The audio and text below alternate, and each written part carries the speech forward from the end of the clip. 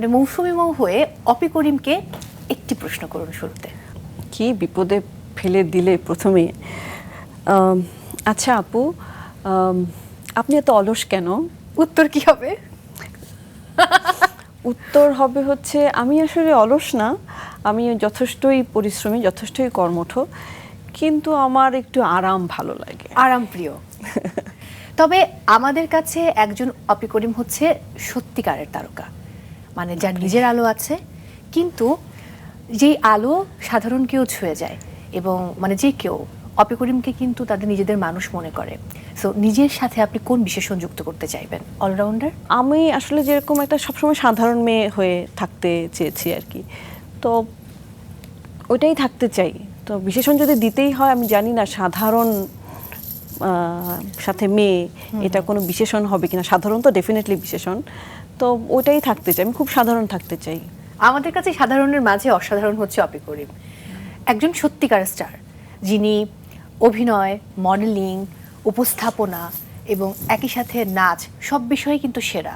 আপনি গানও জানেন, আবার একজন সফল স্থপতি, আদর্শবান শিক্ষক, ব্যক্তি জীবনেও সফল। ওরে বাপরে, না না এত কিছু না। হ্যাঁ, ডেফিনেটলি কিছু কিছু অর্জনের তো অবশ্যই একটা মানে আছে জীবনের, হ্যাঁ, প্রাপ্তির একটা মানে অবশ্যই আছে, কিন্তু সেইটাকে আসলে সফলতার বিচারে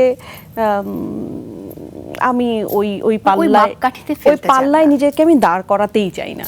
আচ্ছা, কোনো অসুবিধা নেই। আমি এমনটা শুনেছি স্কুল কলেজে আপনি সবসময় মানে বরাবরই ভালো রেজাল্ট করতেন। না, আমি মিডিওকার, হ্যাঁ, মানে একদম ফার্স্ট হতেন এমন ফার্স্ট কখনো হননি, কিন্তু ভালো রেজাল্ট করতেন। হ্যাঁ, এবং বাসা থেকে কোনো প্রেসার ছিল না, আঙ্কেল আন্টি কখনো প্রেসার দেন? Never ever. আমাদের সমাজে এরকম অনেক পরিবার আছে, বাবা মা আছেন যারা আসলে সন্তানকে বলেন যে তোমাকে ফার্স্ট হতেই হবে। এখন এই যে আপনি যেই আদর্শে বড় হয়েছেন বা যে ধরনের জীবনযাপনের আপনি অভ্যস্ত, সেটা এবং একই সাথে মানুষ অনেকেই যেটা বলে, কোনটাকে আমি আসলে পিক করব, কোনটা মেনে চলা উচিত জীবনে?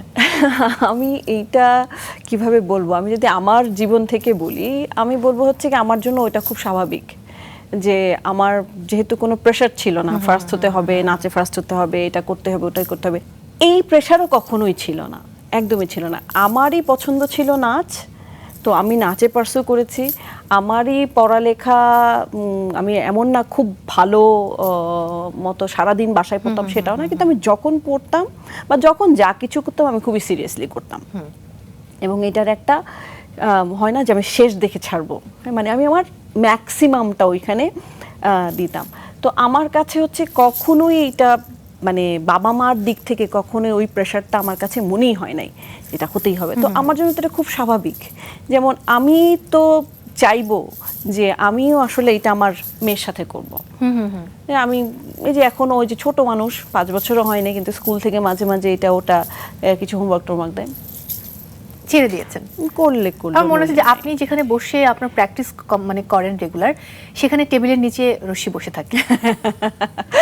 আগে থাকতো, এখন একটু বড় হয়েছে। হ্যাঁ, এখন তো একটু বড় হয়েছে, এখন সে তার অধিকারটা বোঝে। She needs a proper chair. আমার অফিসের হচ্ছে গিয়ে সবার সিল আছে, তার কেন সিল নেই? এবং সে আমার অফিসের নাম নিয়ে মৃ স্টুডিও নিচে রশি লিখে একটা সিল বানিয়ে ফেলেছে। এখন কিছু হলে সে খালি এরকম সিল দেয় আর সাইন দেয়, সিল দেয় আর সাইন দেয়, এবার কি ড্রয়িং ডান।